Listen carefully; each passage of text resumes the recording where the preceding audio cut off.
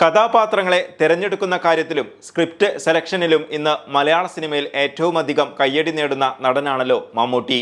ഇന്നത്തെ യുവ നടന്മാർ പോലും മമ്മൂട്ടിയെ കണ്ട് പഠിക്കണം എന്നാണ് എല്ലാവരും പറയാറുള്ളത്. റോഷാക്കും, നൻപകൽ നേരത്ത്, മയക്കവും, കാതലും, കണ്ണൂർ സ്ക്വാഡും, ബ്രഹ്മയുഗവും ഒക്കെ പോലെയുള്ള സ്ക്രിപ്റ്റ് സെലക്ഷൻ കണ്ട് കണ്ണു തള്ളിയവരാണ് നമ്മൾ മലയാളികൾ. പക്ഷേ മമ്മൂട്ടിക്ക് മുന്നിലേക്ക് വെച്ച് നീട്ടപ്പെട്ട ചില ഒന്നൊന്നര സ്ക്രിപ്റ്റുകൾ അദ്ദേഹം നിരസിച്ച ഒരു കാലഘട്ടവും ഉണ്ടായിരുന്നു. ആ സിനിമകൾ ബ്ലോക്ക് ബസ്റ്ററുകളായി എന്ന് മാത്രമല്ല, മലയാളത്തിലെയും തമിഴിലെയും പല സൂപ്പർ സ്റ്റാറുകളുടെയും പിറവിക്ക് വരെ അത് കാരണമായി. നിങ്ങൾക്കറിയാവുന്നതും അറിയാത്തതുമായ ആ സിനിമകളെക്കുറിച്ചാണ് ഈ വീഡിയോയിൽ പറയുന്നത്. ചാനൽ ആദ്യമായി കാണുന്നവരാണെങ്കിൽ ചാനൽ സബ്സ്ക്രൈബ് ചെയ്ത് ബെൽ ബട്ടൺ അമർത്തണമെന്നും വീഡിയോ ഇഷ്ടമാവുകയാണെങ്കിൽ ലൈക്ക് ചെയ്യണമെന്നും വിനീതമായി അഭ്യർത്ഥിക്കുന്നു. അപ്പോൾ നമുക്ക് വീഡിയോയിലേക്ക് കടക്കാം. മലയാള സിനിമയിൽ മോഹൻലാലിന് മുന്നേ സ്റ്റാർഡമിലേക്ക് എത്തുന്നത് മമ്മൂട്ടിയാണല്ലോ. മോഹൻലാൽ സൂപ്പർ സ്റ്റാർ പദവിയിലേക്ക് എത്തുന്നത് മമ്മൂട്ടി നിരസിച്ച ഒരു സിനിമയിലൂടെ ആണെന്ന കാര്യവും നമുക്ക് എല്ലാവർക്കും അറിയാം. ആ സിനിമയുടെ പേരാണ് രാജാവിൻ്റെ മകൻ. 1986 സംവിധായകനായ തമ്പി കണ്ണന്താനം മമ്മൂട്ടിയെ സമീപിച്ചുകൊണ്ട് രാജാവിൻ്റെ മകനിലെ നായകവേഷം ചെയ്യണമെന്ന് ആവശ്യപ്പെട്ടു. ആ സമയത്ത് തമ്പി കണ്ണന്താനം അത്ര വലിയ എസ്റ്റാബ്ലിഷ്ഡ് ഡയറക്ടർ അല്ലാത്തതുകൊണ്ടും 1985 തമ്പി കണ്ണന്താനവുമായി മമ്മൂട്ടി ചെയ്ത ആ നേരം അല്പദൂരം എന്ന സിനിമ ബോക്സ് ഓഫീസിൽ വൻ പരാജയമായതുകൊണ്ടും വീണ്ടും റിസ്ക് എടുക്കാൻ മമ്മൂട്ടി തയ്യാറായില്ല.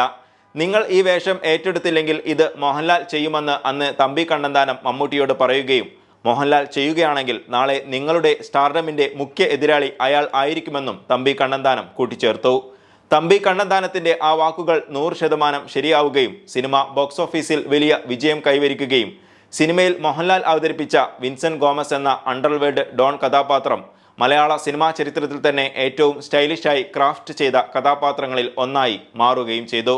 മോഹൻലാൽ എന്ന നടന്റെ സിനിമാ ജാതകം തിരുത്തിയെഴുതാൻ മമ്മൂട്ടി ഒരു നിമിത്തമായ കഥ ഇങ്ങനെയായിരുന്നു.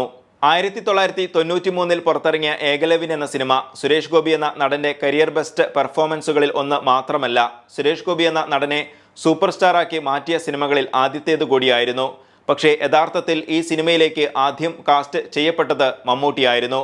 സംവിധായകനായ ഷാജി കൈലാസും തിരക്കഥാകൃത്ത് രഞ്ജി പണിക്കരും മമ്മൂട്ടിയെ സമീപിച്ചെങ്കിലും മുമ്പും താൻ ഒരുപാട് പോലീസ് വേഷങ്ങൾ ചെയ്തതുകൊണ്ടും സിനിമയിലെ സ്വാമിമാർക്ക് എതിരെയുള്ള ചില സംഭാഷണങ്ങൾ സമൂഹത്തിൽ മതസ്പർദ്ധ ഉണ്ടാക്കാൻ കാരണമാകും എന്നും പറഞ്ഞുകൊണ്ടും അതിൽ നിന്ന് അദ്ദേഹം ഒഴിഞ്ഞു മാറുകയായിരുന്നു.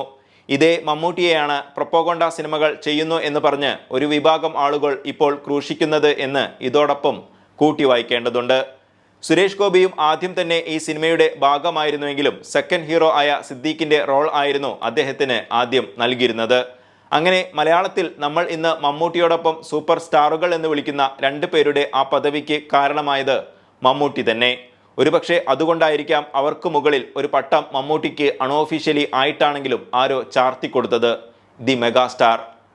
ചാണക്യൻ 1989 നവോദയ അപ്പച്ചന്റെ നിർമ്മാണത്തിൽ TK രാജീവ് കുമാർ സംവിധാനം ചെയ്ത കമൽഹാസൻ നായകനായ ബ്ലോക്ക് ബസ്റ്റർ ചിത്രമാണ് ചാണക്യൻ.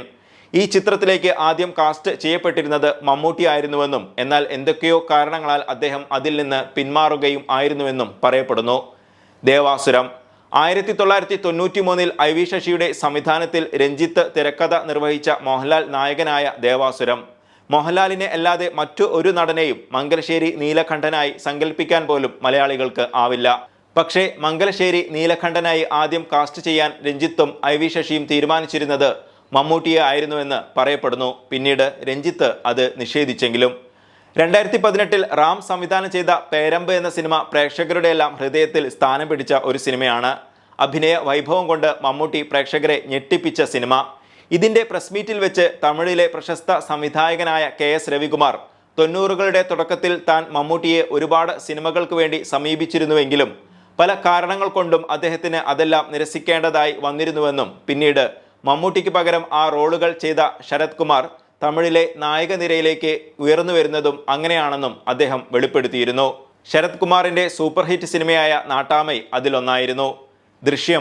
ദൃശ്യം പോലെ ഒരു സിനിമ മമ്മൂട്ടി എന്തുകൊണ്ട് നിരസിച്ചു എന്ന് ആശ്ചര്യപ്പെടുന്നവരുണ്ടാകാം. ദൃശ്യം എന്ന സിനിമ ചെയ്യാൻ വേണ്ടി ജിത്തു ജോസഫ് മമ്മൂട്ടിയെ ആദ്യം സമീപിക്കുമ്പോൾ ഡേറ്റ് ക്ലാഷ് കാരണം പ്രൊജക്റ്റ് നീണ്ടുപോകുമെന്നും അതുകൊണ്ട് തനിക്ക് വേണ്ടി ഈ പ്രൊജക്റ്റ് നീട്ടി വെക്കരുത് എന്നും മറ്റാരെങ്കിലും കൊണ്ട് ചെയ്യിക്കണമെന്നും അദ്ദേഹം പറഞ്ഞു. മാത്രമല്ല നായികാവേഷം മീനയ്ക്ക് കൊടുക്കുകയാണെങ്കിൽ നന്നാകുമെന്നും അദ്ദേഹം ഒരു സജഷൻ കൂടി അന്ന് ജിത്തു ജോസഫിന് നൽകി. ആ സജഷൻ അക്ഷരം പ്രതി ഏറ്റെടുത്ത ജിത്തു ജോസഫ് മീനയെ നായികയാക്കുകയും മോഹൻലാലിന്റെ ഭാര്യാവേഷം മീന ഗംഭീരമാക്കുകയും ചെയ്തു. മലയാള സിനിമയിലെ ആദ്യ 50 കോടി ചിത്രമായിരുന്നു 2013 റിലീസായ ദൃശ്യം. 50 കോടി ക്ലബിൽ കയറാൻ മമ്മൂട്ടിക്ക് 2017 ഗ്രേറ്റ് ഫാദർ വരെ കാത്തിരിക്കേണ്ടി വന്നു എന്നതും ചരിത്രം. ഇരുവർ. മോഹൻലാൽ മണിരത്നം കൂട്ടുകെട്ടിൽ 1997 പുറത്തിറങ്ങിയ ഇരുവർ എന്ന സിനിമയിൽ പ്രകാശ് രാജ് അവതരിപ്പിച്ച റോൾ ആദ്യം ചെയ്യാൻ തീരുമാനിച്ചത് മമ്മൂട്ടിയെ കൊണ്ടായിരുന്നു. ഇതിന്റെ കോൺട്രാക്ട് വരെ മമ്മൂട്ടി സൈൻ ചെയ്തിരുന്നുവെങ്കിലും ഷൂട്ടിംഗ് തുടങ്ങുന്നതിന് ഏതാനും ദിവസങ്ങൾക്ക് മുമ്പ് മമ്മൂട്ടി പിന്മാറുകയായിരുന്നു. സിനിമയ്ക്ക് വേണ്ടിയുള്ള മമ്മൂട്ടിയുടെ ലുക്ക് ടെസ്റ്റ് ഫോട്ടോകൾ വരെ മണിരത്നം എടുത്തിരുന്നു. സിനിമയിലെ ഇന്റൻസീവ് തമിഴ് പോയറ്റിക് ഡയലോഗുകൾ പറയുന്നതിലെ ബുദ്ധിമുട്ട് മനസ്സിലാക്കിയാണ് മമ്മൂട്ടി പിന്മാറിയതെന്ന് പറയപ്പെടുന്നു. മോഹൻലാലിന്റെ തമിഴിലെ അരങ്ങേറ്റ സിനിമയായിരുന്നു Iruvar. Driving licence. Lal junior സംവിധാനം ചെയ്ത് പൃഥ്വിരാജ് നായകനായ ഡ്രൈവിംഗ് ലൈസൻസിൽ പൃഥ്വിരാജ് ചെയ്ത കഥാപാത്രത്തിനായി മമ്മൂട്ടിയെയാണ് ആദ്യം തീരുമാനിച്ചിരുന്നത് എങ്കിലും അറിയപ്പെടാത്ത ചില കാരണങ്ങൾ കൊണ്ട് മമ്മൂട്ടി അതിൽ നിന്നും പിന്മാറുകയായിരുന്നു. മമ്മൂട്ടിയുടെ ഡ്രൈവിങ്ങിനോടുള്ള കമ്പവും സമൂഹത്തിലുള്ള സ്റ്റൈലിഷ് അപ്പിയറൻസുമാണ് സിനിമയിലേക്ക് മമ്മൂട്ടിയെ കാസ്റ്റ് ചെയ്യാൻ ലാൽ ജൂനിയറിനെ പ്രേരിപ്പിച്ചത്. സിനിമ വൻ വിജയമായിരുന്നു. മെമ്മറീസ്. 2013 വമ്പൻ ഹിറ്റുകളിൽ ഒന്നായ ജിത്തു ജോസഫ് സംവിധാനം ചെയ്ത മെമ്മറീസിൽ പൃഥ്വിരാജ് ചെയ്ത നായക കഥാപാത്രത്തിനായി ജിത്തു ആദ്യം സമീപിച്ചതും മമ്മൂട്ടിയെ തന്നെയായിരുന്നു. പൃഥ്വിരാജ് അവതരിപ്പിച്ച മുഴുക്കുടിയനായ പോലീസ് ഓഫീസറുടെ നായകവേഷത്തിന് പക്വതയില്ല എന്ന് പറഞ്ഞുകൊണ്ടായിരുന്നു മമ്മൂട്ടി ആ വേഷം വേണ്ടെന്ന് വെച്ചത്. പക്ഷേ മമ്മൂട്ടിയുടെ തീരുമാനം തെറ്റായിരുന്നുവെന്ന് സിനിമയുടെ വൻ വിജയം തെളിയിച്ചു. 2006 ഷാജൂൺ കരിയൽ സംവിധാനം ചെയ്ത മോഹൻലാൽ നായകനായ വടക്കുന്നാഥൻ എന്ന സിനിമയിലെ പ്രൊഫസർ ഭരത പിഷാരടി എന്ന കഥാപാത്രത്തിലേക്ക് ആദ്യം കാസ്റ്റ് ചെയ്യപ്പെട്ടത് മമ്മൂട്ടിയായിരുന്നു. ഈ സിനിമയും ഒരു സൂപ്പർ ഹിറ്റ് സിനിമയായിരുന്നു. Run baby run. 2012 ജോഷി സംവിധാനം ചെയ്ത റൺ ബേബി റണ്ണിൽ മോഹൻലാൽ അവതരിപ്പിച്ച വേണു എന്ന ഫോട്ടോഗ്രാഫറുടെ വേഷം ആദ്യം ചെയ്യാൻ തീരുമാനിച്ചത് മമ്മൂട്ടിയെ കൊണ്ടായിരുന്നു. പക്ഷേ പിന്നീട് മോഹൻലാൽ ഈ റോൾ ഏറ്റെടുക്കുകയും സിനിമ ഗംഭീര വിജയമാവുകയും ചെയ്തു. റൺവേ. 2004 ജോഷി ദിലീപിനെ നായകനാക്കി സംവിധാനം ചെയ്ത റൺവേ എന്ന സിനിമ യഥാർത്ഥത്തിൽ 90കളുടെ അവസാനത്തിൽ മമ്മൂട്ടിയെ വെച്ച് ചെയ്യാൻ വേണ്ടിയായിരുന്നു ജോഷി ഉദ്ദേശിച്ചിരുന്നത്. എന്നാൽ പല കാരണങ്ങൾ കൊണ്ടും നീണ്ടുപോയ ആ പ്രൊജക്ട് ഒടുവിൽ ദിലീപിന്റെ കയ്യിലെത്തുകയും സിനിമ ആ വർഷത്തെ ബ്ലോക്ക് ബസ്റ്ററായി മാറുകയും ചെയ്തു. നിർണയം എന്ന സിനിമയിൽ മോഹൻലാൽ അവതരിപ്പിച്ച ഡോക്ടർ റോയ് എന്ന കഥാപാത്രത്തിനായി ആദ്യം പരിഗണിച്ചിരുന്നത് മമ്മൂട്ടിയെ ആയിരുന്നുവെന്ന് ഒരു അഭിമുഖത്തിൽ ഈയിടെ അന്തരിച്ച അതിൻ്റെ സംവിധായകനായ സംഗീത് ശിവൻ വെളിപ്പെടുത്തിയിരുന്നു. മമ്മൂട്ടിക്ക് ഏറെ തിരക്കുള്ള സമയമായിരുന്നു അത്. അദ്ദേഹത്തിനായി കുറച്ചുനാൾ കാത്തിരുന്നുവെങ്കിലും ഡേറ്റ് തരപ്പെടാതെ വന്നപ്പോഴാണ് മോഹൻലാലിനെ നിശ്ചയിച്ചത്.